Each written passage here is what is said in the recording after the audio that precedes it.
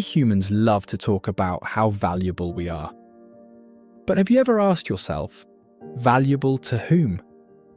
Because outside the tiny bubble of human society, the planet, the animals, and the universe don't seem to notice us at all. So why do we think we're the centre of everything? Hi, and welcome back. You wake up in the morning, you make coffee, breakfast, kids to school, then you join the daily moment of stress known as the traffic jam. Your day goes around, everything works. You have a roof over your head, food in the fridge, a salary coming in, a body that functions okay. You don't think about it much. Why would you? When things work, they disappear from our attention, but then something breaks, a job is lost, a diagnosis appears, a bill cannot be paid. And almost instantly, the big questions show up. You realise you carry a silent standard in your head. This is how my life is supposed to look. And when reality doesn't follow the script, anxiety emerges. This is my safety. This is my comfort. This is my life. And it feels extremely valuable. So obvious that questioning it sounds almost rude. Who would even dare to doubt the value of a human life? And yet, who told us that our life is the reference point for everything else?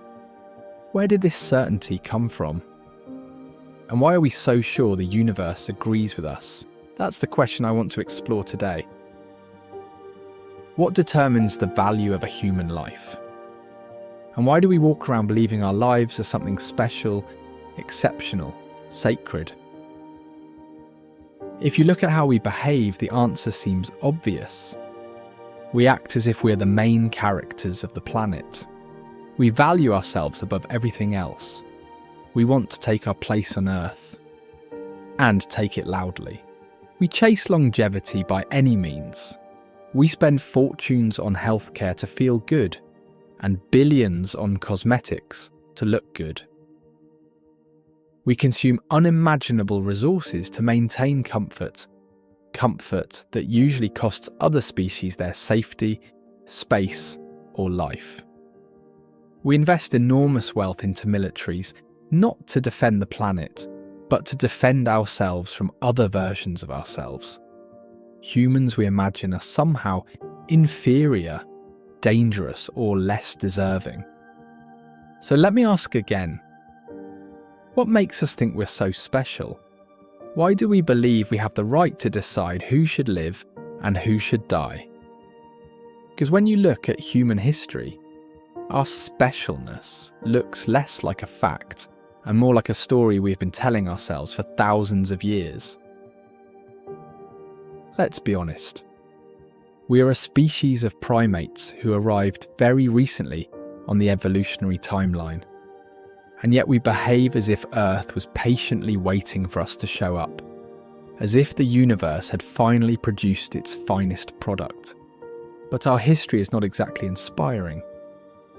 Wars, conflicts, exploitation, slave trade, oppression, dominance, colonization, endless competition for power, status, and resources.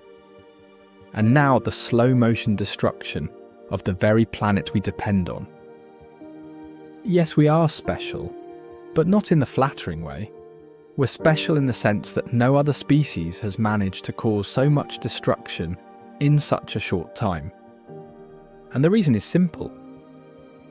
Humans behave not according to nature, but according to the stories they believe. Stories about dominance, stories about hierarchy, stories about being chosen, stories about needing more. We contain potential for harmony, but we are profoundly misaligned with it.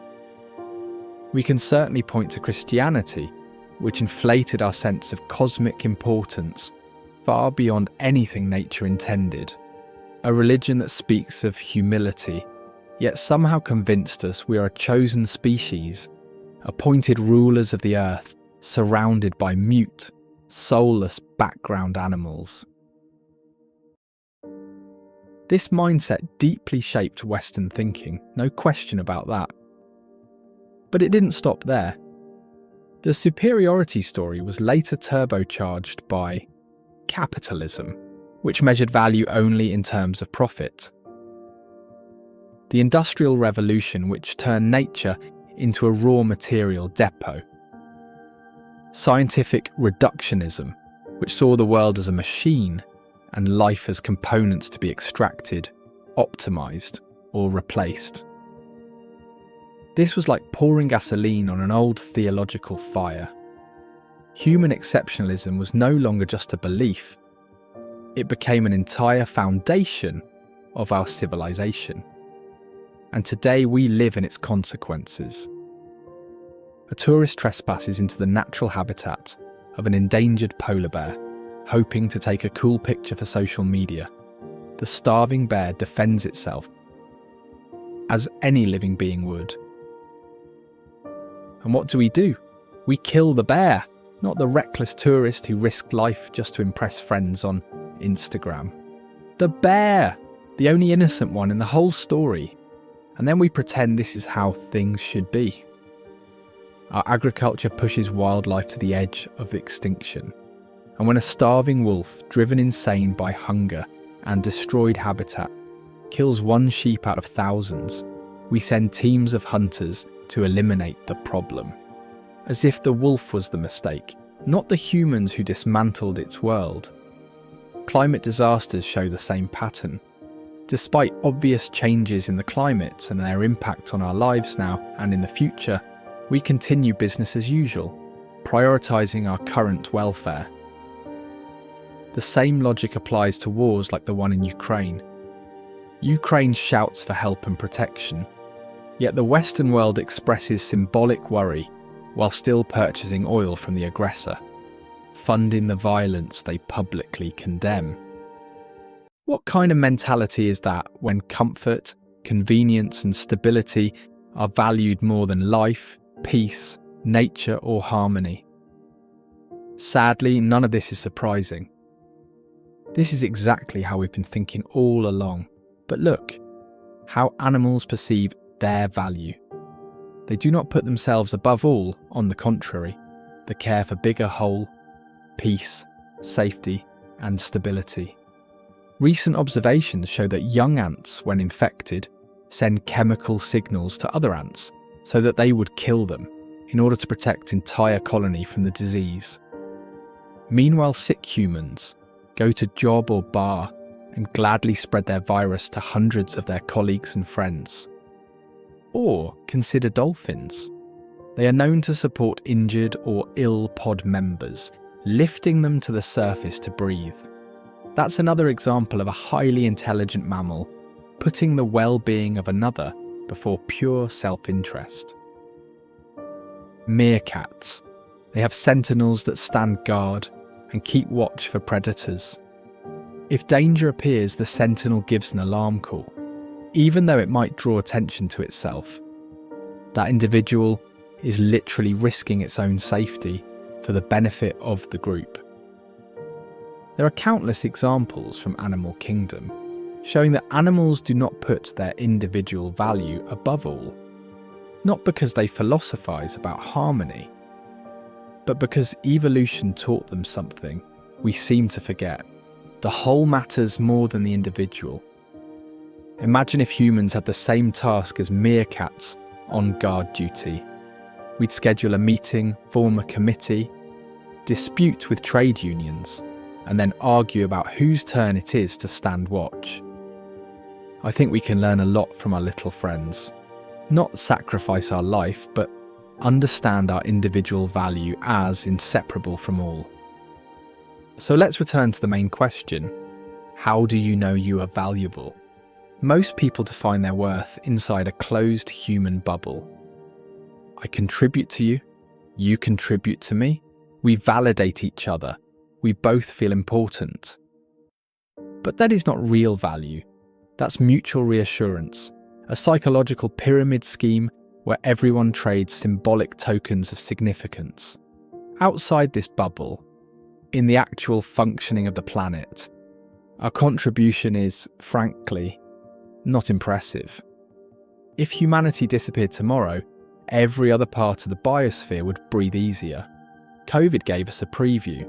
When human activity slowed down even slightly, air cleared, animals returned to places they once fled. A small glimpse of what the world can do when relieved from constant human pressure. This is not misanthropy, it's simple observation. Humans do have potential, but we misuse it. Humans possess incredible ability to live in harmony, cooperation, and peace. The problem is how we use these abilities. Instead of creating for the whole, we create for personal gain, for status, for comfort, for ego, for a slightly bigger house, a slightly faster car, a slightly longer life. We direct our creativity inward, toward our tiny bubbles, instead of outward, toward the world that makes our existence possible. A big part of this problem is psychological, our view on life and death. We are terrified of death, terrified of insignificance, terrified of fading away. So our ego compensates. I matter, I'm special. My life is worth more, my needs come first. This fear is the engine behind consumption, competition, status chasing, the obsession with longevity, and the belief that we are above nature. We think that if we elevate ourselves high enough, maybe mortality won't notice us. But it always does. So what is real value? It has nothing to do with how loudly you declare your importance, or how society ranks you, or how much comfort you accumulate. Real value is much simpler. How do you affect the whole? Not your company, not your social circle, not your followers, but the entire earth. Do you create peace or conflict? Do you protect or destroy? Do you give back or only take? Do you notice other beings, not just humans? Or do you only see yourself? Do you act from fear or from awareness? So let me rephrase my question. What kind of world is shaped by your existence? Because in the end, your value is what you leave behind. A healed patch of land, a protected animal, a tree that will outlive you, a bit less suffering and a bit more harmony because you existed. When your presence passes through this earth, does it leave a scar or a garden? We all have potential. We all can choose consciously. We can step out of the bubble of ego, fear, status, and societal validation. We can awaken to the simple truth that we are part of nature, not above it.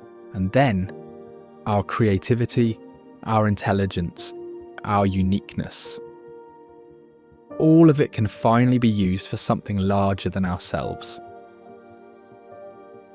The earth does not need us to be special, but it desperately needs us to be conscious.